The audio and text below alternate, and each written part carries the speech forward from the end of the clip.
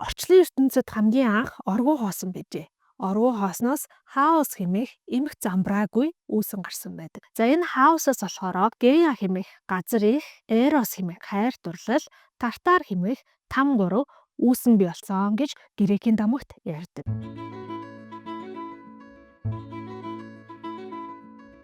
Гея газар их өөрөөсөө яг өөртөөгөө ижилхэн хүч чадалтай уран хэмээх тэнгэр эцгийг төрүүлсэн. Ингээд тэнгэр эцэг буюу уран, газар их буюу Гея хоёр нийлээд гэр бүл болоод хүүхдүүд төрүүлж хэлсэн юм байна. За эндээс л ер нь бол Грекийн дамгийн алдарт Адармата гайхамшигтай үйл явдлуудыг хэлж байгаа. Шууд л ингээд өөрийнхөө хүүхдтэй гэрлээд эхлэн. Гэтэ мэдээж тавхан оршихуй энэ орчлон ертөнцид байгаа юм чи өөр хинтэй ч гэрлэх юм билээ дээ тий. Гея уран хоёр нийлээд хүүхэд төрүүлсэн чи эхний хүүхэд нь болохоор нэг хүүхэд биш 3 ихэр хүүхэд төрдөг. Гэтэ тэр 3 ихэр хүүхэд нь гуруулаа тухайн дээрээ ганц нүдтэй циклоп гэгчил байдаг.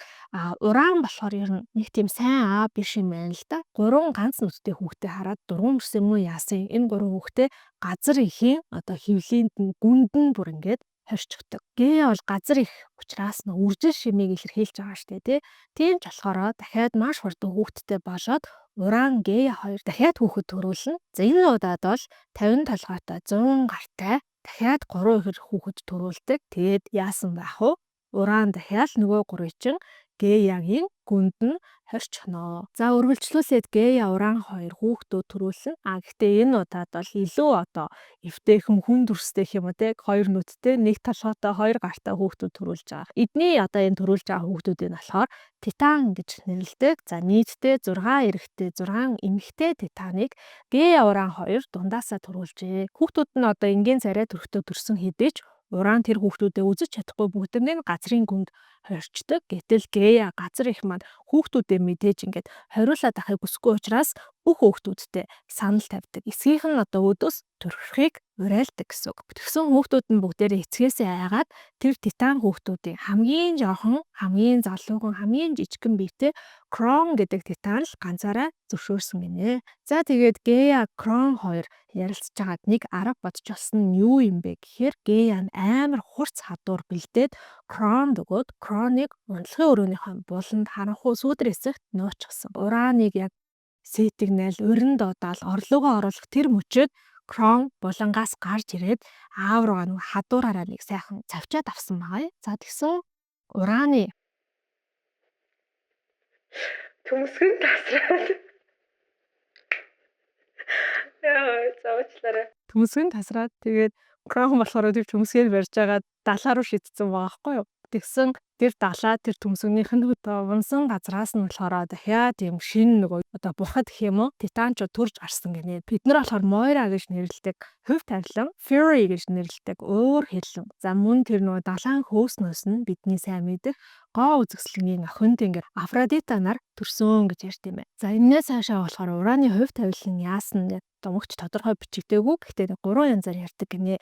За мэдээж эхнийх нь бол уран өгсөн, хоёрдугаарх нь бол уран дахиад дэлхий дээр хизээж бууж ирээгүй. Гуравдугаар нь болохоор бүр маш сонирхолтой уран Италийн ямар нэгэн юм тосгонд очоод бүгсэн өөрөө өөрийгөө цэвэрлэгт явуулсан гэж ингэж ярьд юм байна. За ингээд аавыгаа яссан ээж хүү хоёроо мэдээж газрын гүнд нөгөө хоригдсон байгаа бүх агч нарыг гаргаж ирж байгаа. Тэгсэн Крон яг л аавтайгаа адилхан нөгөө нэг 3 нүдтэй ах нар 100 гартай ах нарыгаа болохоор царайгаар нь ялхарлаад гэх юм уу нөгөө Тартар гэдэг там даваачаад хорчихно. За үлдсэн 11 ах эгчээ бол Титан ах эгчээ бол гаргаад ирж байгаа. 11 ах эгч нь хоорондоо ярилцж байгаа. Хамгийн баг дүү маань ч гисэндээ бидрийг аварсан учраас бүгдээрээ Кроныг хаана болгоё гэж шийддэг. За тэгээд Крон бол Титанчуудын хаан болж байгаа. Крон өөрийнхөө эгч Рейятай гэрлэнэ. За угаасаа ямар ч арга байхгүй дахиад 10 хэдүүлэх нэмж өөр хинтэй гэрлэх хэвтэй. За тэгээд Рейятай гэрлээд хүүхдүүд төрүүлж эхэлдэг. Тэгсэн Крон бол бас яг үнэндээ үр жимсэн алин бол ургах юмд алин юу гэдэлээ. Тэрнтэй адилхан хүүхдүүд нь гарч ирэнгүүт л хүүхдүүдийгээ бүхлээр нь бүр залгичдаг болсон гинэ. За ингээд 5 хүүхэд төрүүлээ. 5 хүүхдийг нь залгицсан чинь мэдээж эхнэр нь бас дургуйцээд хамгийн сүүлийн хүүхдээ яаж аварчултгүйгээ бодож ирсэн нь хүүхдээ нуугаад оронд нь болохоор өлгий дотор ингээд чулуу хийгээд нөхөртөө өгсөн чинь нөхөр нь нөгөө хүүхдүүдэд бүхлээр нь залгидаг болохоор чулуу өгж байгаа үгүй гэдгийг мэдхгүйгээр тэр өлгийтэй чулууг залгицсан. Эхнэр нь болохоор хамгийн сүүлчийн хүүгээ дэлхий дээр Крит гэдэг одоо арал дээр нэг юм далайн дархиуд болон им ямаагаар үсгүүлсэн гэж домогт гардыг байна. За энэ хүн нас биеийн хөрөнгөтэй мэрэгэн ухааны титан дээр очиод яаж энэ аавыгаа би ялах вэ гэд асуусан чинь тэр мэрэгэн ухааны титан нь болохоор нэг юм уусмал өгөөд энэ уусмлыг аавынхаа ууж байгаа дарсанд нь хийчээ. Тэгээд аав чинь асар хүчтэй бүүлж болно гэж зүйлсэн. За энэ титанчуудын нэг юм найр наадам болж исэн чинь нөгөө хамгийн баг гүн тэр найр наадам аавтаа сархад хунгалж өгч байгаа юм шиг болж иснаа нөгөө нэг уусамлаасаа хийгээд өгсөн байгаа. Тэгсэн яах вэ? Кроны нөгөө хамаг царай цусан ногоорж ирээл гидсэн нэвүү болж ирээл дотор нь ухаарал бүх хүүхдүүдэд буцаагаад эзэн дарааллаараа бөөлжөд гаргаж эхэлсэн гинэ. Хамгийн сүүлд эдсэн хүүхдээ хамгийн түрүүлж гаргаж ирнэ гэсэн үг шүү дээ, тий. За тэгсэн хүүхдүүд нь бол мэдээж энгийн бид нар шиг хүн байгаа биш. Титаны хүүхэд бурхад дэмжин бүгдээрээ эрүүл саруул тэр аавынхаа гидсэнд нь өсөж бойжоод том болцсон юм. Бурхан хүүхдүүд гараад ирдэг. За энэ ямар хүүхдүүд байсан юм бэ? Энэ хамгийн баг одоо хүүгийнхэн ах эгч нар нь хэн байсан бэ гэхлээр Хестия буюу гал голомтын бурхан, Деметр буюу тариалангийн бурхан, Хера буюу эмэгтэйчүүд гэр бүл гэрлэлтийн бурхан, Хейдс буюу үхэгсийн бурхан, Посейдон буюу далай тэнгисийн бурхан энэ тав байсан юм байна. Энэ тав гарч ирээд бүгдээрээ хамгийн баг дүүдээ бас маш их баярлсан учраас тэр дүүгээ өөрсдийнхөө хаан болгохоор дэмжижээ. За ингээд бидний сайн мэдэх хүн төрлөختний болон бурхтын хаан Зевс хаан ширийн заларсан түүхэн ийм байт юм байна. Гэхдээ Крон яг бас яагаад яг хүүхдүүдэд идээд байсан юм бэ гэхээр энэ бурхтын ертөнцид яг зөвнөл гэдэг зүйл амар хүчтэй нэлээд том байр суурийг эзэлдэг.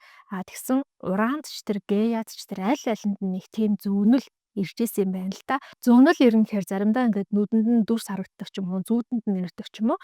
Эсвэл нөгөө хувь тавилан ямар нэгэн байдлаар тэр зөвнөлийг эзэнт нь хайрч өгд юм байна л та. Тэгээ ямар зөвнөл байсан бэ гэсэн чинь энэ Крон бол өөрөөсөө төрсөн күүд ялагднаа, дарагднаа гэдэг ийм зөвнөл байсан юм байна. Тэнгүүд яг хөрхийн нөгөө Крон чинь ялагдахгүй, дарагдахгүй байхыг хүсээд хүүхдүүдээ ингээ идээд байдаг байсан түүхэн ийм юм байна л та. За гэхдээ Уранаас ялгаатай нь бол Крон үхээгүй байгаа, амьд байгаа. Гэхдээ өөр айгүй их хөвшөрсөн хэмээн нас нь явцсан учраас шинэ залуу одоо гарч ирж байгаа Зевс болон Зевсийн ах эгч нараас маш их хайж байгаа. Тийм учраас Крон өөрийнхөө титан ах эгч нарыг дуудаад Зевс болон түүний одоо ах эгч нарын эсрэг хоёр талд гарч агаад хоорондоо байлдаж эхэлнэ. За энэ тулаан бол маш олон мянган жил үржилсэн, маш их цус асарсан ийм тулаан гэж явдаг. За мэдээж бурхтууд болон титанчууд бүгдээрээ мөнх настай, өгшгүй мөнхийн амьдралтай байгаа. За титанчуудын талаас болохоор Кроныг өмөөрөөд Кроны зарим нэгэн одоо ах дүү нар нь Кроны талд байлдаж эхэлсэн. Тэр дотроо нэг ахынхан хүүхэд нь буюу авах дүү гэх юм уу? Атлас гэдэг титан байгаа. За тэр Атлас бол яг титанчуудын армийг нь удирдаад генерал нь болж байгаа Зевс эсрэг байлж хэлсэн. За Зевсийн талд бол түрүүний хэлсэн бурхтаас гадна зарим нэгэн титанчууд бас Зевсийн талд орж одоо тулалдсан гинэ. Энэ дунд бол нарны бухан Хелиос байсан, сарны одоо бухан Селине байсан. За дээрэс нь нэмээд дэлхийг тойрч урсдаг бүх гол мөрөн цэнгэг ус, нуур, тэнгисийн одоо бурхан гэдэг, титан гэдэг, океан гэдэг юм титан байт юм байна. Эдгээр бүгдээрээ Зевсийн талд орсон. За эмэгтэй титанчууд бол хөвчлэн юм дундыг барьсан байр суурьтай байсан гэж байгаа байхгүй. За тэгээд энэ тулаан бол өстөө өөдөө аваатай энэ тэмцүүхэн амар ширүүн тулаан болсон. Сүүлдээ бүр Зевс яг ялагдах гад ирсэн юм. За ингээ ялагдах гад ирэхдээ яасан бэ гэхээр нөгөө Тартар гэдэг тамд хоригдож байгаа ганц нүцгэй болон 100 гартай ах нарыгаа гаргаж ирээд өөрийнхөө талд байлдуулснаар эцэст энэ дайнд ялж чадсан гинэ. За энэ 3 нүцтэй болон 100 гартай ах нар нь дүүдээ баярлаад бэлэг өгсөн. Ямар бэлэг өгсөн болохоор та бидний сайн мэдэх нөгөө Зевс юм аянган хэлбэртэй зэвсэг байдаг тэрийг бэлгэлсэн. Үхсдийн бурхан Хейдс болохоор үл үзэгдэгч дуулга бэлгэлсэн. Далай тэнгисийн бурхан Посейдон дүүдээ болохоор 3 шүдтэй таяг гэх юм уу сэрэ байдаг шүү дээ. Тэрийг бэлгэлж ирсэн юм байна. Дайнд ялсан Зевсийн талынхан бол өөрсдийгөө Олимпийн бурхад гэж нэрлсэн. Олимпийн бурхад мэдээж дайнд ялсан юм чинь титанчуудыг одоо шийтгэж штэ тэгээд ихэнх титанчуудыг бол газар дор одоо нөгөө Тартар тамд хорих шийтгэл гаргасан. За титанчуудын армийг удирдсан нөгөө Атлас гэдэг титан баа. Тэрийг болохоор ертөнцийг мөрөн дээрээ өргөх буюу асар хүнд ачаагаар үрд мөх дарах ийм шийтгэлийг өгчээсэн юм байна. Тэгэхээр Айн Рандын Атлантын нуруу тэний гэдэг одоо номын нэр маань Грекийн энэ домогтой холбоотой юм байна л да. Atlas Атлант хоёр маань яг нэг таны нэрнэ гэсэн. Грекийн энэ домгийн бурхтын нэрийг орсууд нэг өөрөөр дууддаг, англи хэлтнүүд нэг өөрөөр дууддаг. Өөрсдийнх нь яг хамгийн анх грекээр нөхсөн нэрүүд байгаа шүү дээ. Тэгээ би арс өнөөдрийн видеонд зориулаад яасан бэ гэхээр Монгол хэлний багш шиш шинжээч за тэгээд Америкийн нэгдсэн улсын Конгрессийн номын санж Саруул Эрдэнэ гэдэг маш мундаг хүн байдаг. Энэ хүний эмхтгсэн Эртний грекийн домог гэдэг энэ номноос ол ер нь ихэнх одоо нэрийг авч хэрэгсэн байгаа. Олимпийн бурхтын одоо 90 үе ингэж хэлсэн юм байна. Мэдээж түрүүн бол өөрсдийнх нь эсрэг тулалдсан титанчуудыг шийтгсэн. Тэгвэл өөрсдийнх нь талд тусарсан титанчуудыг яасан бэ гэхлээр за түрүүний нөгөө нар сарны бурхан, гол мөрний бурхан бол бүгдээрээ өөрсдийнхөө тэр хариуцж байгаа зүйлсийнхаа бурхан хിവэрээ үлдсэн. За дээр нь нэмээд Прометей гэдэг одоо титанд хүн төрлөختнийг бүтээ гэдэг ийм даалгаврыг өгсөн юм байна. Энэ нь болохоор нэг талаараа шагнал юм байна л та. Прометей гэдэг титан бол хүн төрлөختнийг яаж бүтээсэн юм бэ гэхээр хүний биеийг шавраар уралж агаад Афина бурхан дээр аваачаад Афина бурханы амьсгалыг нь үлээлгэж ам оруулж бүтээсэн гэж домогт гардаг. Прометей болохоор хүн төрлөختний бүтээгээ явж байгаа хооронд Прометейн дүү Эпиметей болохоор мөн л Зевс өмнөд зүтгэсэн гэж шагнаад одоо бүх дэлхий дээрх тэр ан араатан амьтан шавж шуу юу гэдэг те бүгдэнд нь юм янз бүрийн онцгой шин чанаруудыг өгөх даалгаврыг өгсөн гинэ. За тэгээл нэгэнд нь хурд үгүй, нэгэнд нь хүч үгүй, нэгэнд нь нисэх чадвар үгүй, нэгэнд нь хурц сарвуу үгүй гэл бүгднийг тарааж агаад нөгөө Прометей маань арай гэж нэг юм хүн төрлөختнийг бүтээгээд Афина бурхнаар үлээлгчээд ам оруулчаад хүрээд ирсэн чинь хүнд өгөх юу ч үлдээгүй байсан. За тэгэнгүүт Прометей хөрх амтан хүн төрлөختнийг өрөвдөөд юм шалдан ямар ч хүч чадалгүй юм байхлаар өрөвдөөд өөрийнхөө зүгээс нэг бэлэг өгсөн нь юу юм бэ гэхээр яг бурхад шиг босоо хоёр хөл дээрээ явж чаддаг болгоё гэсэн юм байна. За үүн дээр нэмээд Прометей Зевсээс гал хулгайлаад хүн төрлөختөнд өгснөө мэдээж хүн төрлөختний нөгөө хөгжлийг асар их хурцсан. Нөгөө талаасаа Зевс бурхныг маш их хилэгнүүлжээ. Хүн төрлөختөн үүссэн домог бол грекийн домогоор ингэж явд юм байна. Грекийн бурхтын домгийн нэг жаахан хэсэг нь дөнгөж ихэнх хэсэгтээ иймэрхүү янз бүрийн адал ядалтай адармаатай байгаа. За үүн дээр нэмэл бурхад чинь бүгдээрээ дис дараалал шатлалтай те хамгийн том бурхан бол Зевс, дараа нь Зевсийн хүүхдүүдийнх нь хүүхдүүд, Зевсийн одоо энгийн хүнтэй нийлээ гаргасан хүүхдүүд гэл хэдэн зуун бурхан байгаа. Дээрээс нь нэмээд эртний грекийн баатрууд Ахилл, Одиссей гэд нэмэх юм бол үнэхээр юм агуу баялаг ертөнцийн юм бэлээ. Гэхдээ өнөөдрийнхөө ягч байгаа номтой холбогдуулаад яг энэ хүртэл ярья. За өнөөдөр бид нар болохоор Ахиллийн дуу номын зохиолч Madeline Miller-ийн бичсэн бас нэгэн ном Кирке гэдэг англи дуудлага нь болохоор Circe гэдэг. За энэ номын талаар ярина. Кирке шулмын талаар ярих гэж байна. За Кирке номын маань үйл явдал мэдээж Киркегийн энэ харваад мэндэлсэн түүхээс эхэлнэ. За тэгэхээр Киркегийн мэндэлсэн түүх бол түрүүний яг ярьсан Зевсийн болон титанчуудын хийсэн дайнтай шууд утгаараа холбоотой байгаа.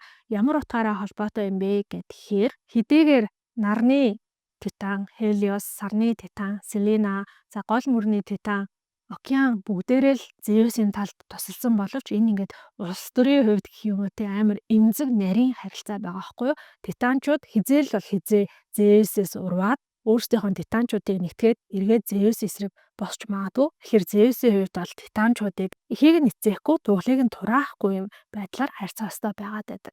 Титанчууд ч гэсэндээ хэдий Зевсийн талд орсон ч гэсэн яг Олимпийн бурхадтай нийлэхээсээ илүү өөрсдөө титанчуудаараа хоорондоо нийлэх дуртай байдаг юм байна л да. За тийм ч болохоор океан титаны одоо үзэсгэлэнтэй тэр сайхан усан дор хоор таршид нь нарны титан Хелиос байнга зочилж очдог гинэ. Океан болохоор 3000 хүүтэй, 3000 охинтой юм өнөр өтгөнгөө бүлийн өрхийн тэргүү юм байна. Хелиос нэг удаа океаны тэр ордонд нь очсон. Яг юм яриа явж исэн чинь хажууханд нэг юм маш үзэсгэлэнтэй нимф гэж яриад байгаа. Далаан дэрх гэж орчуулсан. Далаан дэрхний үсгэцгээ ингээд самнаал ингээд байж исэн. Хелиос тэрийг хараа шууд нүд умгаагаал океанаас энэ хин юм бэ гэсэн чинь океанаа чи миний охин Персей рүү хүсвэл чи надад охин авахгүй юу да гэж хэлсэн байгаа юм. За хөөх ер нь ингээл энэ номонд эмэгтэй хүний нөгөө амьдрал ямар байдгийг гэдэг шууд л харуулаад хэлж байгаа. Маргааш нь Персей өөрийнхөө усанд ордог юм булгийн дэргэд сууж исэн чинь Хелиос хурж очиж байгаа байхгүй.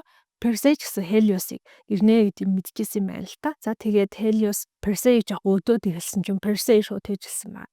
За нэг бол хоёулаа гэрлээ эсвэл чи хоёрын дунд ямар ч харилцаа байхгүй. Гэрлийн бол тэр ордонд надаас өөр хүн байх учиргүй.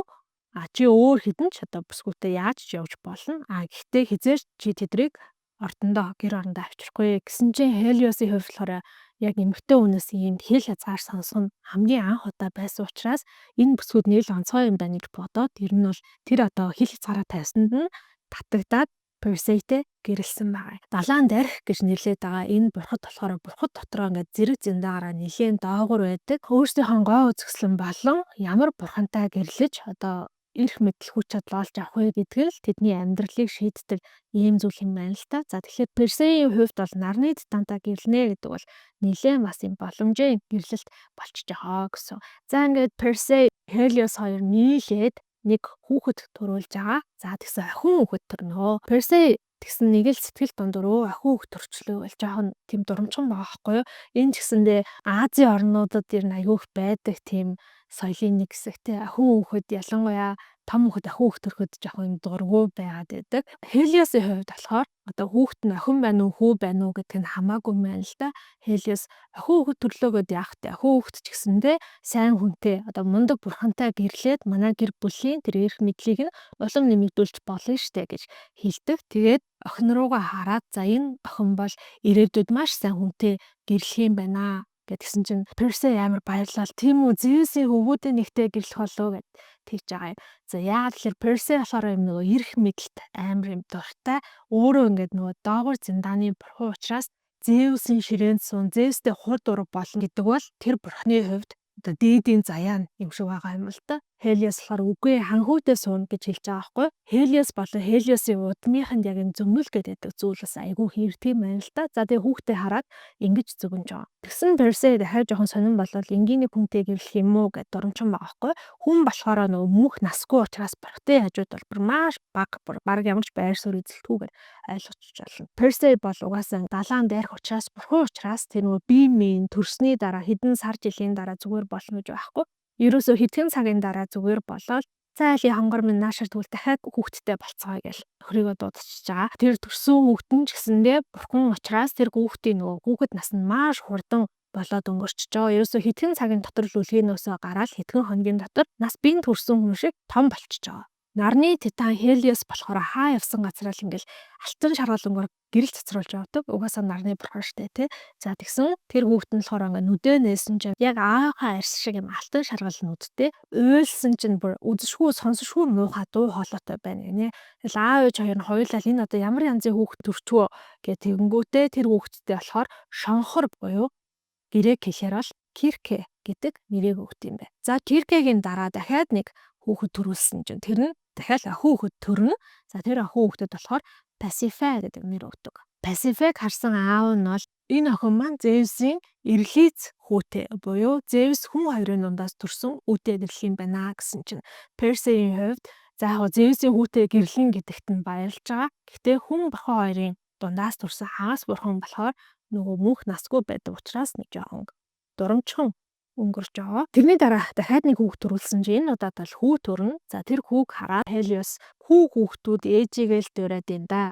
Тэгэхээр чиний одоо нэрээс чинь санаа аваад Перс гэд нэрлэлчээ гэдэг. Тэрнээс өөрөөр бол тэр хүүдээр ямар нэгэн зөвнөл хэлдэг. Киркегийн хувьд бол аавынхаа эргэн тойронд эргэлдэж байгаа нь л бүр тэр охины хувьд хамгийн сайхан зүйл юм байна л да. Аав нь ингээд диван дээрээ сууж байхад хөлнийх нь ингээд доор нь хэвтэл аавынхаа ярьж байгаа зүйлийг бусдаа одоо юу ярилцааг нь сонсох дуртай гэж байгаа.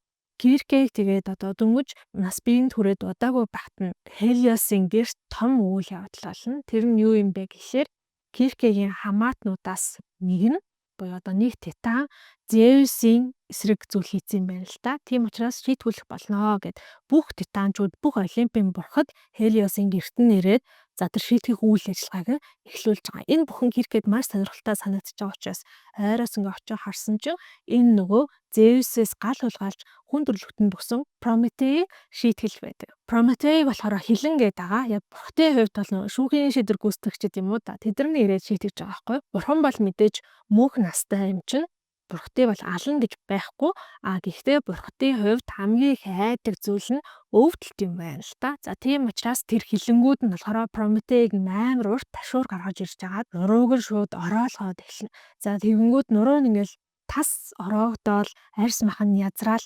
алтан цус урсж байгаа. Бурхан бол жинхнээсээ бурхан бол дээд зиндааны бурхан бол алтан цус урсдаг юм байна. Алтан цус нь урсангуудаа шууд ингээд шархан буцаад идгээд эхэлнэ. Тэгэнгүүт тэр хилэнгүүд бол яаж бурханыг хамгийн дээд зэрэгээр өвтгөж чадахгүй гэдэг мэдчихэж байгаа учраас тэр шархан анаагүй байхад дээрээс нь ингээд давхарлаж ороолгоо гэд хэлж байгаа байхгүй. За энэ үйл явдал бол Киркэд бүр маш аимшигтай санагдана. Ингээд Прометеийг нэлээ их ороолгосныхоо дараа тэнд цугласан байсан бүх титанчууд бүх бурхад хажуугийнх нь одоо том заал руу танхим руу ороод нэг уулзсных найр наадам хийгээд эхэлж байгаа. Тэр хооронд нь одоо ингээд гинжлэгдсэн байгаа Прометей дээр Кирке очоод та өсөж гин үү, та өвдөж гин үү, би танд идэх мэдрэх өгсөн чинь Прометей би дахиад энэ яваа насандаа хизээч өсөхгүй хаа гэж хэлж байгаа байхгүй. Тэгвэл та ядаж ямар нэг юм уух уу гэсэн чи хэрэг чи надаа уухаа авчирч өгч чадвал би чамд баярлах болно гэж хэлж байгаа. Кирке хажуулийн заал нь танхим нөгөө бурхтын найр наадмын дундуур ингээ хулгаагаар ороод бурхтын удаг нектар гэдэг ундаар барьж одоо хулгайлж аваад Прометей дээр очиж уулгаж байгаа. Энэ үйл явдал бол Киркегийн талаар хоёр мэдээллийг биднэрт өгч байгаа. Нэгдүгээр нь Кирке бол уян зөөлөн тийм эмзэг сайн сэтгэлтэй юм байна гэдгийг харуулж байгаа. Хоёрдугаар нь болохоор Кирке ч гэсэн өөрөө гайхаад байдаг. За Прометеус бол мэдээж алтан ийм цус урслаа. Гэтэл би ингээд сул дээрээ ямар ч хүч чадалгүй миний хоолой амар муухай эсвэл би бурхан биш юм болов эсвэл би одоо тэг өвшгүй мөнх биш юм болов надаас ямар ч цус гарах бол улаан юм уу алтан юм болов гэж гайхаад байдаг ийм үйл явдал л та. За ингээм маргааш өглөө нь унтаад босоод ирсэн чинь Прометей бол Хелиосын гэрээс нь алга болсон байдаг. Прометейд Кавказд байдаг нэг өндөр уулын орой дээр цовдлж Прометеийг орхино. Тэгээ бүрдүүд өдөр болгон ирж Прометеийн элхийг иднэ. За тэр идүүлсэн элх нь шүн болгон нөхөн төлжөөд маргааш өдөр нь дахиад бүрдүүд ирж элхийг нь иднэ гэдэг энэ шийтгэлийг үрд мөнхөд оноосон юм байна. Өөрөөр хэлбэл магадгүй одоо домгийнхоор л өнөөдөр хүртэл Прометей энэ шийтгэлээ идлэл байж байгаа гэсэн юм байна. Прометейн энэ үйл явдал болсны дараа Персей Хелиос хоёроос дахиад нэг хүүхэд төрж байгаа. За энэ хүүхдийг бол аав нь ингээ харангуйтаа ямар нэгэн зөвнөл хэлээгүй зүгээр л Эт гэдэг нэр өгөө гэсэн чинь ээж нь бүр зөвнөл хэлээгүүд нь уурлаад хүүхдээ ингээ бараг нэг газаргаас авчиад тавьчих гэдгсэн чинь тэрийг анзаарсан Кирке наад хүүхдээ надаа өгчөө би өсвөө гэж хэлээд тэр хүүхдийг Кирке өсгөхөөр болдог. За тэгэл төрөүний ашиг бурхны хүүхд юм чинь хэдхэн хоногийн дотор өсөөд том болчихно. За ингээд Кирке бол тэр аавынхаа гэрт гэх юм уу одоо амьдралынхаа туршид аюу хэм ганцаардмал байсан дандаа гадуур хөгддөг байсан гээ бүлийнхэндээ дандаа шоолуулдаг байсан. Нөгөө хоёр дүү нь Пасифа, Перс хоёр ихэр хоорондоо амар нийлдэг. Тэр хоёр нь илүү хоорондоо зузаан. За тэгэнгүүтээ Киркэг дандаа гадуур хаал шоглоо олж ийм царай муутай амар муухай шар нүдтэй, сексэс үстэй, тэгэл хэрэг ваагалж байгаа юм шиг хачин дуу хоолойтой гэл дандаа шоолдог байсан. За тэгсэн чинь энэ Эд нь болохоор мэдээж Киркэтэй анх төрхөөсөө л илүү дотн байсан болохоор илүү дотн болоод энэ хоёр хоорондоо арай зузаан болоод нөгөө нэг далайн эрэг мэрэгэр хамтдаа ингээл хөдөлцөөл алхаж болохтой байсан юм байна л та. Тэнгүүд л нөгөө Пасифа Перс хоёр ч Киркэг шоололт. Ёо та хоёроосоо яг хосууд шиг харагдаж шүү. Тэр шоолж молдог байсан гинэ. Эдтэй нэг удаа Кирке далайн эрэг дээр алхаад явж ийснаа. Эдэд нөгөө Прометейд уух юм авч өгөө тусалсан талаараа ярьж өгсөн чинь Эд тэрийг сонсчоод Кирке чи одоо дахиад энэ нэг Прометейд тусалсан талаараа надаас өөр хинч бити яриа энэ талаар бити ам нэгээрээ чи ийм үйл явдал болсныг ч март тэгэхгүй бол чи өөрийгөө төдийгүй одоо гэр бүлийнхээ хүртэл амар аюул унгайх нь байна. Тэ чи бол Зевсийн эсрэг зогссон байж штэ гэд хэлдэг байхгүй. Кирке тийм гэж юу гэд амар гайхаад хөөхөн Кирке бол ер нь ингээд хараад хад амар гинэн.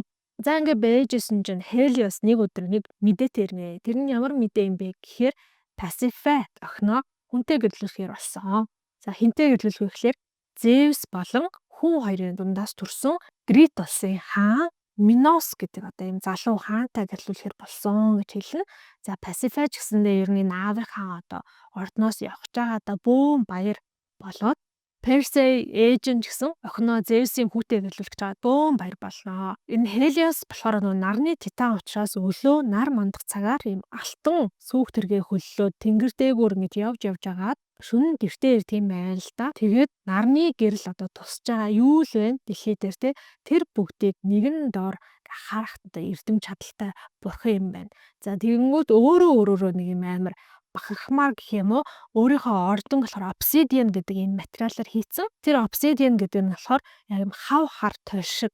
Тэгээд Helios гэртээ ирэхээр тэр ордных нь хананд нь Helios-ийн гэрэл нь айгаал тэр ордон бол маш гоё сүрлэг юм алтан ордон болдог. Гэтэл Helios байхгүй тэр ордныг гэрэлтүүлэх зүйл байхгүй учраас ордон бол дүнсгэр харанхуй хүүтэн ийм байт юм байна. Тиймээс Kierkegaard тэр магадгүй Pasiphae тэр харанхуй хүүтэн дүнсгэр ордон яхахыг хүсэж байхгүй ойлгомжтой. За ингээд Pasiphae-гийн хормын өдөр болоод Minos-ийн талаас энгийн хүмүүс хоримд нь өргөдөж ирсэн ба хорим бол Helios-ийн ордонд болж байгаа.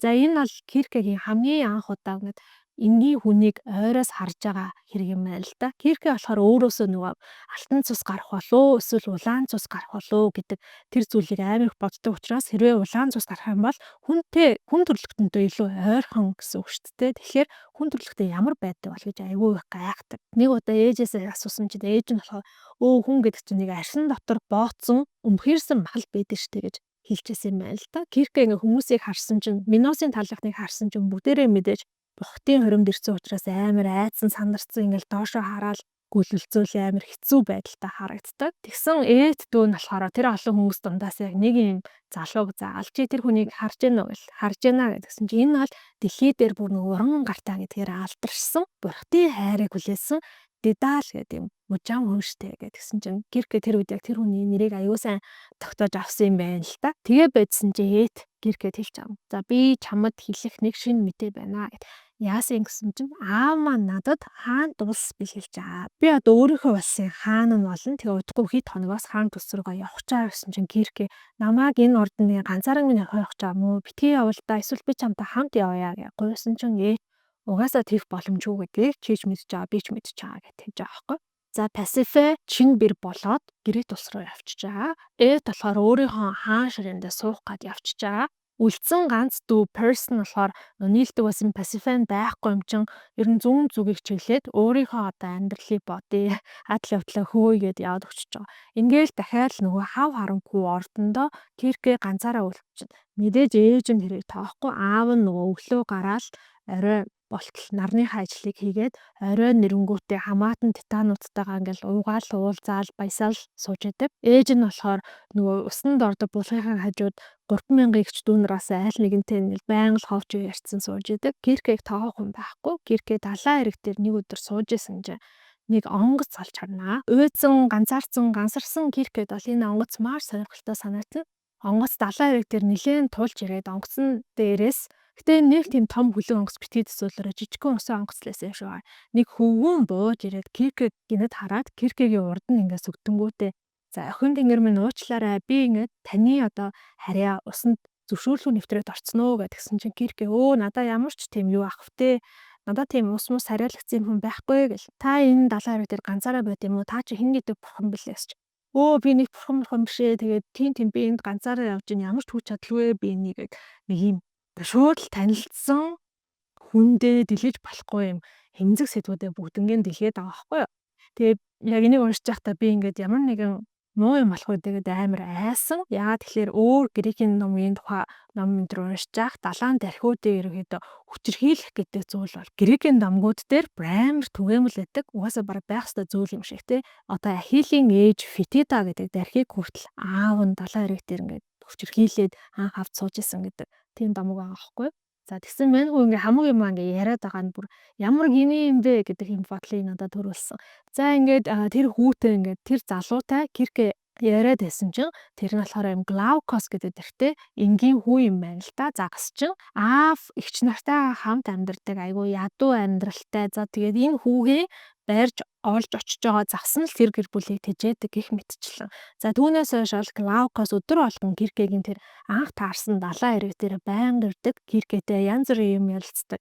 Kierkegaard-ийн үгээр бол хамгийн анх удаа Kierkegaard бүх чин сэтгэлээ нээсэн хүн энэ хүн байсан гэж байгаа юм. Тэгээд ирэх болгонд л бас Kierkegaard-ийн ерөөсөө урд өмнө харж байгаагүй талах, бяслав, чидүүн жимс гэдэг ч юм уу тийм үедж явах зүйл авчирна. За Кирке бол мэдээж бурхан хэмжээ өвдөх, өлсөх, цангах гэдэг зүйл аахгүй. Гэтэ энэ зүйлээ тэр залууг ингээл хэрхэн амтархан одоо идж байгаа нүртэл Киркэд амар гоё сонирхолтой харагддаг байсан гинэ. За тэгэл энэ залууг хараад Кирке хүн гэдэг юм ямар амт юм бэ гэдэг ингээд ажиллаж харсан гэж. Тэгээд Киркэд болохоор нэг хоёр том одоо ажиллалт байсан. Нэг нь болохоор хүмүүс амар өрөвдөлтөө дандаа л ядарч явах ингээд. Энэ Глаукос ч гэсэндээ бүр дандаа л ядардаг. Киркэтэй уулзаал тэр нөгөө бяслаг талхаа жоохон идчихэл тэгэл унтаад өгдөв те. Ядарсандаа болоод. За хоёрдугаар нь болохоор хүн гэдэг чинь ямар эмзэг хэврэг юм бэ гэдэг ойлгосон. Яг тэгэхээр энэ Глаукос ингээд би энэ ерөөсө дүүрэн шарах сарвар дүүрэн байсан гинэ. Гар гурван зүсэгдсэн, хөхөрцөн, сорив тогтцсон гэл янз бүрийн юм шахдаг. Тэр бүхнийг хараад Кирке болохоор бүр улам л өрөвдөөл байж идэг байсан юм байна л да. Тэгсэн нэг өдөр Глаукос Киркегийн далайн ирэг дээр ирсэн чинь хацар дээр юм амар алгадуулсан юм улаан том юм оромтой болчихсон ирсэн гин. Тэгээ Кирке энэ юу болсон бэ? Яасан бэ гэсэн чинь охин тэнгэр минь би үүнээс хойш түүнээс цааш тань дээр дахиж ирж уулзах чадахгүй нэ. Яагаад тэгэхээр манай аа маань уурлаад би тань дээр ингэ ирж уулзахаар нөгөө загас барих ажлаа жоохон орхигдуулаад тэгээд баг загас бариад очингууд аав ингээд өсөж өглөө өлбөрч өглөөгээр уурлаад би аавтаа зодуулсан гэдгсэн чинь Кирке тэрэн сонсчоод Глаукосыг бүр амар өрөвдөөд тэгээд уулзаж дуусангуудаа океан өвөөгийнхаа ордон руу гүйж очиод эмээтэй дагуулсан байгаа. Эмээгийнхаа урд ингээ өвдөг сөгтөөд уйлж хайлж гуйсан. Глаукос гэдэг энэ хүн баамаа. Та энэ далайхаа энэ их загастэй хишгээс энэ Глаукост хайрлаач гээ гуйсан чи эмээ. За яг хөө чиний хувьд тийм амар чухал хүн юм бол би одоо энэ хүсэлтийг чинь биелүүлье гэсэн маа. Маргааш нь нөгөө далайн ирэх дээр Глаукос гэсэн бөөн баяр болцсон ирж байгаа гинэ. Ирэл охин тэнгэр минь танд маш их баярлалаа. Таны ачаар би бүр өмнө хизээж барьж байгаагүй тийм их загсыг барьсан. Манай аав ч гэсэндээ маш их жаргалтай байгаа.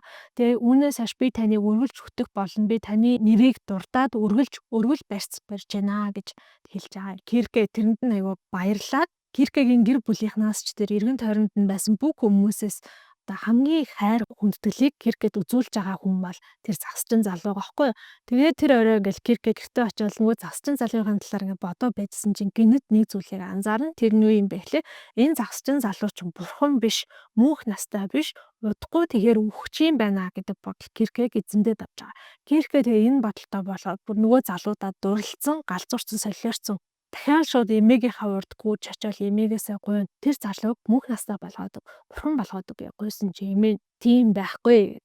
Кирке бүр ингээл уйлж хайлал би таны хэлсэн бүхнийг хийл та энэ гэдгсэн чинь за охин минь чи сонс чи миний урд ирээд нэг залууг те энгийн нэг хүнийг бурхан болгоод өгөө гэж гуйж байгаа анхны дэрх бишээ. Ийм одоо хүсэл зөндөө ирдэг. Гэхдээ тэр бурхан болох гэдэг зүйлийг чи одоо мань митэн хийдгүй маа. Тэрийг бол нэг бол хувь тавилан хий, нэг бол одоо Зевс бурхан өөрөө л хийнэ гэж хэлж байгаа. Эмээгээсээ үгүй гэдэг хариулт сонссон Кирке яах вэ гэл нэр бүнгэл тэр хүний ямар нэгэн байдлаар л одоо мөнх настай болохгүй бол тэр хүн чинь өвдөөд хөвшрөөд үхлээ штэ гэдэг бодол автцсан явж ийснаа. Ээд дүүтэйгээ ярьжсэн нэг яриагаа сандаг байхгүй юу. Тэр нь болохоор юу юм бэ гэхээр ээд ингээд бурхтай цус асарсан газар маш онцгой үе шидтэй урамлууд ургадаг гэд Киркетэй нэг ярьж исэн юм байна.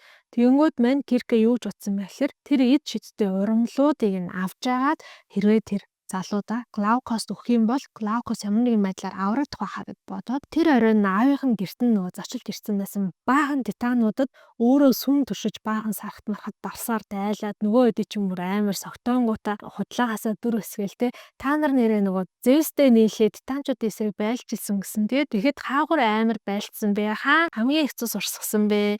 Тэр гой түүхээсээ яриад өгөөч гэл нөгөөдөлийгээ жоохон хөөрөвж жагаад бүх түүхийг нь яриулаад яг хаана бурхтын цус зоолчтой урссан байгаа вэ? Тэр газрыг нь олоод мэдчихэж байгаа. Маргааш нь далайн ирэх дээр Глаукост уулзаад Глаукост хоёулаа эндээс ойрхон нэг газар очиод жижигхэн зугаалга хийя гэж хэлнэ. Глаукос тэрний хэлснийг дагаад Киркег дагаа явж байгаа. Эргэн тойрондоо баахан гоццог ургамалтай мань цорхоод очиод Глаукос нөгөө идж уух юм идэж уулгаад байжсэн чинь Глаукос өөрхий нөгөө хүн гэдэг чинь үргэлж л ядарч явд юм болохоор нүд нь анилтаал дуг хийгээд өгч байгаа штэ тий. Тэнгүүд нь Кирке хажуу талдаа байсан цэцгийг шууд тасалж аваад гэхдээ тэр одоо ич хиттэй цэцэг гэдгийг мэдж байгаа. Гэхдээ яаж тэр цэцгийг ашиглах вэ гэдэг юусэн мэдгүй байгаа хгүй. Яа тийм бол бодж явж байснаа сүултээ бүр агаа бараал нөгөө цэцгээ ингэ базаал тэр цэцгийнх нь шүүсийн Глаукосын ангаагаад унтж байгаа амруу нь тусаанаа. Эхлээд юу ч болохгүй. Гэхдээ хэдэн хормын дараа Глаукосын ингээл арьсан толгойгоо л өмнө тэр гарцсан байсан бүх шарга сорин бүгдээрээ идэгрээл эхэлж байгаа юм. Тэгэл Кирке миний хийх гэсэн зүйл болчлоо гэж юу гэж бодоо байжсэн чинь Клаукосын арьсан цэгэр өнгөтэй болоод үсэн ногоон өнгөтэй болоод ирүүнээс нь цээжнээс нь нөгөө наймаалжны хөл шиг тэмтрүүл шиг бүхэл гарч ирж байгаа. За ингээд байжснаа гинэт Клаукос нүдээ нэгэл хөөх Кирке надад ямар ч ядарсан юм шиг мэдрэмж төрхөө болчлоо. Надаа асар их ирж хүч мэдрэгдэжээ. Бүх далаагаар сэлсэн ч чадхаар болчлоо. Миний арьсыг хараач, миний үсийг хараач, миний сахлыг хардаа гэж сахлан нөгөө нэг наймаалчны тэмдрүүл шиг юм байгаа штэ. Тэгэл бөөн баяр хөөр болол Кирке ч гэсэндээ баярлал. Би бурхан болсон юм шүү гэж Клаукос амар баярлал. Кирке би одоо ингээд чамтай хамт явж чадхаар боллоо. Чиний гэрт чиний өвөөгийн, чиний аавынд зочилж очиж чадхаар боллоо штэ гэд. Кирке ч гэсэндээ яг адилхан маш их баярлаад Клаукосыг дагуулад гэтээ жоохон айж байгаа штэ. Тэг би юм хийчлээ гэдэг айцтай байгаа. Хамгийн түрүүнд эмээ дээрээ очиод үзүүлсэн чинь эмээ нь магадгүй Клаукос юу болсныг анзаарсан байж магадгүй. Гэтэл ямар ч тийм шин чанар нүүрэндээ харагдуулахгүйгээр шууд өөх бурхтын игнэн тавтаа морил хүмүн гэж тэрвэрэд авч байгаа байхгүй юу. За ингээд Клаукос, Океанта, Хелиостой гэж бүхэл төрлийн бурхтуудтай танилцал бүгдээрээ л хувь тавилан чамааг яг хүнээс гэ бурхан болгоо хувиргацсан байна. Бидний игнэн тавтаа морил бид нар чамд туслая. Бид нар чамд ингээд тостаа уурч ордон барьж өгнө мөн ингээл. Юу нь шууд л ингээл айгуугай алгаад илгээл хүлээл авчиж байгаа. Кирке ч гэсэн баярлал. За одоо ингээ би Клаукостой гэрлээд өөрсдийнхөө ордондоо өөрсдөө хүүхдүүдэд төрүүлээл өстой сайхан амьдрандаа гэж бодоол байж идэг. Клаукос бол нөгөө бурхадтай титанчуудтай нийлээл өстой идэж угаал ер нь бол амар дүрдээ орцсон. Тэгэл нөгөө аав маяга бодож санаж байгаа ч юм байхгүй. Тэд нар бол хүртээ өстой хүртэж байгаа хүмүүс гэл нэг иймэрхүү байдалтай. Тим сайн залуу бол биш яг үндэ байсан байдаг. За тэгэл Клаукос Киркетэй уулзуулгандаа нэг Скила гэдэг нэг дархийн талаар байнга ярьдаг болж байна. Скила хараа, Скила ямар хөөрхөн үзэсгэлэнтэй юм бэ? Скилагийн үсийг хараа, Скилагийн хөлийн шагаа нь яг л янзганы хөлийн шагаа шиг тийм нарийнхан эмзэгхэн төрхөн гэл байнга яриад байдаг. Тэгэхээр Кирке энэ Скила гэдэг нэр нь хэм болоо гэж харсан чинь нэг далаан дайрх юм гинэ. Тэгсэн тэр Скила хэдэн давхар юм зүйлд зүүцсэн бууж хөл мөлдөө ингээл зүүцэн Скилаг ингээл явхаар шар гэл амар чимээ гардыг нэ л та дархиуд нь хоорондоо ёо энэ Скилагийн зүс юмыг хараамаараа гэл ингээл амар ярьдаг. Тэгэл тэгсэн нэг өдөр Скила өөрөө Кирке дээр ирээд яриа удаж гинэ. Кирке миний энэ бугуувч гоё байна уу? Миний энэ зүйлт гоё байна уу гэл. Кирке тэгэл гоё байна гэсэн чи эдрийг Клаукос надад өгсөн штеп гэж тэгж ин. Тэгэхээр нөө тийм үү гэсэн чи харин хэрвээ Клаукос намайг хүсэх юм бол энэ дэлхийн далаа тэнгисийн бүх шүр сувдыг түүгээд надаа ингээд зүйлт болгоод зүүж өгнө гэсэн ингээд тэгэхээр Кирке тийм үү гэсэн чи Скила бүр сүултээ тэсгэл алдаад Клаукос надад хайртай гэсэн. Клаукос надад гэрлэх санал тавьсан. Би тэгээ энийг чамд тойроо утгаар ойлгох гэж үзлээ. Чи ойлгохгүй байгаа учраас би одоо чамд ингээд шууд хэлчихье гэж байгаа байхгүй юу. Тэгээд гисэн чинь Кирке гинэд ойлгоод хөөрхөдөө зүрхэн шууд л зүсэгдчихэж байгаа байхгүй юу. Клаукос яалаа гэж гээд Клаукос тэр гүйччихэд Клаукос Скила ийм яриад байна. Чи надад хайргүй юм уу? Чи Скилатай гэрлэхийг хүсэж байгаа юм уу гэж. Кирке би чамайг үргэлжил өөрийнхөө яг дүүшгээл боддог байсан штэ гэж хэлж байгаа байхгүй юу. Тэгэл Кирке oh my god тэ одоо яах вэ гэл бурхан ч гэсэн мөн штэ гэдэг шиг дотор нь бүр ингээл хор шагн буцлаа. За би тэгвэл яах вэ гэж бодож очиж байгаа л ерөөсөө энэ Клаукосыг Скилагаас салгачээ. Скилагаас салгах юм бол Клаукос надтай гэрлэн гэдэг нэг юм бодол төрж байгаа байхгүй. Тэгээ яасан бэ гэхлээр нөгөө нэг Клаукосыг бурхан болгож хувиргасан газараа очиод Клаукос тэр ашигласан цэцгүүдээ дахиж тасалж аваад Скилагийн усанд ордог булаг дээр очиод булгын ус руу нөгөө цэцгүүдээ шидэнгүүтээ Скилагийн үнэн дүр төрхийг аргаад шивэнсэн баг. Маргааш нь Хелиосын ордонд нь дахиад бурхтын найр наадам болж байгаа. Бурхтын найр наадамд тэгсэн чинь Киркегийн авга гихч нь хэмээн Селина, сарны титан Селина бүр олонний дунд ороо зогссон. Түмэн бурхны анхаарлыг өөр дээрээ татсан нэг түүхийг хэлсэн амар сүртэй яриад байна гинэ. Селина ч өөрөө сар учраас шүн болгон мөнгөн сүх тэргээ унаад дэлхийг тойрдог. Тэгэхдээ сарны гэрэл туссан бүх зүйлийг хардаг. Скила гэдэг нэг дайрх байна гинэ. Тэр дайрх нь усанд орох гээд нэг булаг дээр очиж орсон чинь шууд хөлн ингээл тасарч унаал оронд нь юм амар том 6 аалцных шиг хөл гараад ирсэн. Тэнгүүтээ хүзүүн сунаал тэгснээр дахиад хүзүүнийх нь хажуунаас нь шинэ үзүү гарч ирэл тэгээд амар том 6 толгойтой 6 хөлтөө мангас олоод хувирцсан. Ядж яхад бүр аврах том одоо жишээ нь нэг толгойных нь аман доторноос нэг шүдэн л нэг хүний хөлний урттай. Тийм том мангас болонгуудаа далаараа ингээ өсрээд орцоон гэдэг. Тэр яриаг Selena ярьж идэг. Тэрнээс хүмүүс бүгдээрээ л хөөх ямар сони юм бэ? Хувь тайлан тэгвэл Skilla шийтгсэн юм байна да. Skilla өөрөө ямар нэгэн зүйл хийсэн юм байна да. Ахи яасан гинэ дахиад яриач гэл тэнгуут Selena чинь би мөнгөн сүйт тэргээ унаа явж исэн чинь ингээл яриа л хэлж байгаа байхгүй. Кирке ингээл энэ яриаг сонсоод байжсэн чинь Glaucus ороод ирдэг. Glaucus бол ерөнхийдөө Skillад юу болцсныг аль хэдийн сонссон байгаа шүү дээ. Тэгсэн Helios Киркегийн аав нь Glaucus дээр очивол за Glaucus минь чи одоо юундаа санаа зовхгүй дээ. Нэгэн л ийм зүйл болсон юм чинь. Тэгэл энэ дэлхийгээр л дөрвөн янз бүрийн үзэсгэлэнтэй дархиуд байна. Чи тэгээд нэг нь болоогүй бол нөгөөгээ сонгол авахгүй. Бүгдээрээ л нэг нэгнээс илүү хөөрхөж гэсэн чинь Glaucus нь жоохон гүргэлцэн байжсан. За нэрээ тийм дээ гэж шууд ингээл дарс мар суугаал явчихж байгаа байхгүй. Тэгсэн яг энийг харангуйтаа Киркег ингээд сэтгэл зүрхэн амар өвдөд хэлж байгаа. Үгүй ийм залуугийн төлөө би ч юу хийвдээ. Тэгээд бүл бүтэн ийм зүгээр л мөрөөр амьдарч байсан Skilla ч гэсэн мангас олгоо хувир очтой. Би ямар амар юм бэ гэд амар гимшээд маргааш аав нь нөгөө хамаатнуудтайгаа ах トゥ нартайгаа өөрийнхөө гэртээ найрлаа сууж исэн чинь Кирке аавынхаа урд очиод өвдөг суудад ааваа надад хэлэх зүйл яана. Glaucus-ыг би бурхан болгож хувиргасан гэсэн чинь аав нь ингээл нэг гайхаж харж ирсэн. Гинэт бүр тас хөхрөөл явчдаг. Юу гинэ чи яасан гинэ гэл. Тэндээсэн одоо ах эгч нар хамаатных нь бүгдээрээ бүр амар Киркег шоолол ёо энэ хүүхэд ч одоо юу яриад байгаа. Алээ юу гэсэн гинэ дахиад ярьдаа гэл тэгээд байгаа байхгүй. Би Glaucus-ыг бурхтын цус урссан газраас ургасан цэцгнүүд буюу фармакаг ашиглаад бурхан болгосон гэсэн чинь бүгдээрээ инээлтэл аав нь тэгэл иш тэнийхээ охин минь дээ яалаа гэж тийм байх вэ чи зүгээр нэг бол тэр дүрсийг нөгөө зүүдэндээ ч юм уу харсан байх. Манай удмынхан ч юм бол ер нь бол зөвхөн л хараад байдаг штэ тий. Эсвэл одоо ингээл чи яг нэг тийм үйлдэлийг хийж яхад ч нэ тэр нь яг нөгөө Moira буюу хувь тойлонгийн хийж байгаа үйлдэлтэй давцаал тэгэл жөөргөө тэгсэн гэж бодсон байхаа гэл. Ерөөсөө авч хэлэлцдэг. Тэгсэн Кирке би тэгвэл Skillag яг тэр цэцгнүүдийг ашиглаад мангас олгож хувиргасан гэсэн чинь аав нас дахиад энийг л ёо манай энэ хүүхэд өстө нэрэ бараг л юм delusional гэдэгтэй ингээд хитрхи төсөөлт автцсан ийм хүүхэд байна мэмэ гэж ах トゥ нартаа Киркег шоолол инээгээд байгаа байхгүй юу. Энэ дээр болохоор магадгүй би ингэж утсан аав нь ингээд Киркед итгэж байгаа байх. Гэхдээ ингээд Кирке амар буруу цагийг сонгоод аав дээр ирж байгаа сте тий. Аав нь ганцаараа байхдаа ийм зүйлийг хэлсэн бол нэг өөр гэтэл ингээд баахан ингээд ах トゥ нар хамаатныхаа хажуу сууж ахт нь аав дээр ирээд ийм маяар харж байгаа. Аавыгаа амар эвгүй байдалд оруулчихж байгаа. Хоёрдугаарт нь бол үнэхээр Кирке ийм зүйл хийсэн байх юм бол энэ чинь амар том шийтгэлтэй ч юм уу тий. Тэнгүүд аав нь охиноо хамгаалах гад нөгөө хүмүүсийн хажууд наа чин тоглоом байж тээ чи тэгээгүй гэж тэгээд байсан юм болов гэж бодсон яг намайг уушч.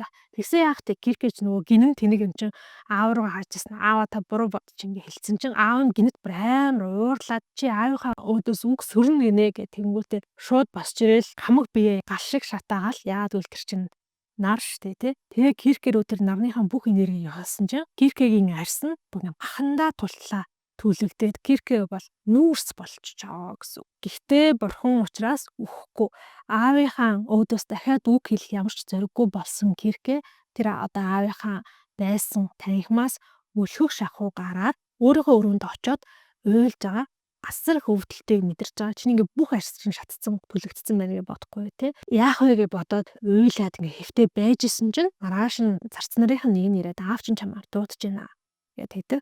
Очсон чинь нөгөө ээд дүүн өөрийнхөө хаан туслаас ирсэн байдаг. Ээд дүүн аавда аава Киркегийн хэлсэн бол үнэ. Ээж та хоёроос төрсөн дөрвөн хүүхэд дөрүүлээ яг юм ид шидийн арга барилтай. Би л гэхэд жишээ нь янз бүрийн шившлэг хийж чадна. Пасифе бол янз бүрийн уусмал хор найруулдаг. Перс бол үхэгсдийг одоо амьдруулж байна гэж би сонссоо гэдгсэн чинь аав нэг юм үл итгэсэн харцаар хараад байгаа байхгүй. Тэгсэн ээд болохоор Кирке дээр очиод хацар дээр ингээ гараа тавьж байгаад нэг үг хэлсэн чи Киркегийн арьс нь ингээ захтанжсэн зүг зүгээр болоод идэгчтэй. Тэгээд тэгсэн чинь аав нь үүдээ итгээд тэгвэл одоо Киркегийн хэлсэн үний юм бол энэ Киркег яах вэ гэдэг асуулт өрөөж гарч байгаа. Ээд Кирке хоёр дахиад далайн эргээр хамт алах нь ээд тэгээд хэлдэг. Pacifier Peirce бид гурав талыг юм жоохон эд шидийн хүч байгаа гэдэг бид нар мэддэг байсан гэсэн чинь Киркер хахадгүй яаж мэддэг байсан бэ гэсэн чинь ээд нь би бүр төрхөөсөө л мэддэг байсан. Надад төрөлхийн юм зүүн совин байдаг байсан. Гэтэ би ингээд аавын хажууд аавын ордонд бол бүр юу ч хийж чадаагүй. Одоо би ингээ өөрийнхөө хаан тустай очиж хаан тусынхаа дээгүүр нь үргэлж үүлдэг бүрхэг байд юм байна л да. Аавынхаа нүднээс нь өгөх гээд тэнгуүтэ хүссэн бүрцүүлээ хийдэг. Чамд харин ийм мичэд байгаа болов айгүй гайхажсэн. Гэтэ одоо ингээд чамд ийм мичэд байгааг харлаа гэх. Тэгээ Киркер би тэгээ яаж энийг ингээд чам шиг ингээ өөрийнхөө хүссэн зүйлийг хийдэг болтлоо сайжруулах юм бэ гэсэн чинь ээд болохоор тэр бол чиний дотроос гарнаа. Энийг хинч чам зааж өгч чадахгүй. Өөрөө л энийг олноо гэж хэлдэг. За ингээд ээд ирээд явснаас хойш 2 хоногийн дараа аав нь ерөөсөө нөгөө зочны өрөөнийхөө тагмын хаалгыг нь дангин таагаал дотроо титан ах дүүнрээ цуглуулаад одоо ер нь яах вэ гэж аюух ярьсан юм шиг байна. Тэгэл ярьж жаал 2 хоногийн дараа за ямар ч байсан Зевс дээр очиж уулзах хэрэгтэй юм байна гэд Хелиос Зевс дээр очиж уулзахаар явна. Зевс дээр очиж уулзаад ирчээд Хелиос Киркерийг дуудаад уулзж байгаа. За Зевс бит хоёр ярилцлаа. Ярилцаад үнэхээр энэ дэлхий дээр одоо эд шид гэх юм уу тэр шулгийн чадвар гээд урд өмнө харагдаж байгаагүй шин зүйл яваад байгаа юм байна гэдэг дээр бид хоёр хоёулаа санал нийллээ. Энэ эд шид гэдэг зүйл бол Персе бит хоёрын дундаас төрсөн 4 хүүхдэд дөрүүлэнд нь байгаа юм байна. Гэхдээ 3 баг хүүхэд нь болохоор өөрсдөө энэ чадварыг яг олж эзэмшээ гэж хайж яваагүй өөрсдөд нь байгалийн зөнгөөрөө л ирсэн учраас энэ 3 хүүхдэд бол ямар нэгэн ял шитгэл оногдохгүй. Харин Киркер бол өөрөө яг энэ хүч чадлыг ирж хайж явсан. Дээрээс нь хувь тавилангийн эсрэг буюу одоо хэн нэгнийг бурхан болгож хувиргасан, хэн нэгнийг мангас болгож хувиргасан. Тийм учраас Киркер шийтгэл оноохоор шийдсэн. Тэгсэн энэ Хелиосийн үгийг сонсоод Киркерийн ээж Персе ялбар маш их баярлал. Хөөх надаас ийм гоё шийдтэй хүүхд төрж байгаа юм бол зөндөө олон хүүхд төрүүлээ. Тэгээрсээ дэлхийн ертөнцийг захирая гэх тийм мөрөөдөлд автцсан байжсэн чинь Зевсийн тушаалаа Персе бид хоёр дахиж хүүхэд төрүүлэхгүй гэж Персей норилол уйлал чарлал явчихж байгаа. За ер нь энэ номыг уншсан маш олон хүмүүсийн сэфэгдэл дээр бол энэ яг нарциссист аав ээж ямар байдаг вэ гэдгийг айгу тод том руу хаалсан ном гэж бичсэн байлээ. Тэгэхээр саяны бас нэг жишээ авах гэж бодож байна. Киркед ямар шийтгэл ногдуулт юм бэ гэхээр Киркийг цөллөхт явуулахаар байна. За ингээд энэ номыг энэ хүртэл өнөөдөр яриа үргэлжлүүлээд Киркегийн хувь тавилан яаж ирэх вэ? Тэр цөллөгт очоод яах вэ? Төрхтөн аавынхан зөвгөнсөн шиг тэр маш сайн хүнтэй гэрлэнэ. Тэр нь ханхүү байх болно гэдэг тэр зөвнөл нь хэрхэн биелэх вэ гэдгийг 2 дугаар хэсгээс та бүхэн олж сонсоорой. Утгагүй болзээ.